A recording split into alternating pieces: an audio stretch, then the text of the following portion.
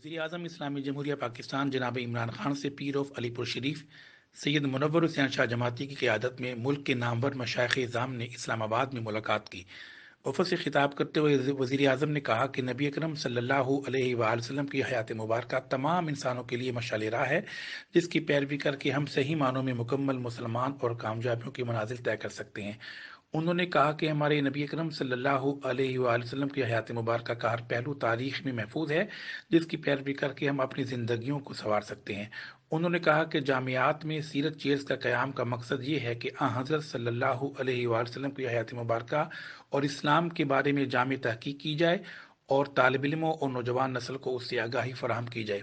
वज़ीर-ए-आज़म ने कहा कि अक़वाम आलम में अपना मकाम हासिल करने के लिए हमें रियासत मदीना के उसूलों पर अमल पैरा होना होगा। इसलिए पाकिस्तान को रियासत मदीना की तर्ज पर ढालना उनका मिशन है। नस्ल नौ को इस्लाम के तशख़्ख़ुस और अपनी रिवायात और तहज़ीब व तमद्दुन से रोशनास कराने के लिए ज़रूरी है कि कौमी तशख़्ख़ुस और ख़ुसूसन सूफिया किराम की तालीमात को उजागर किया जाए।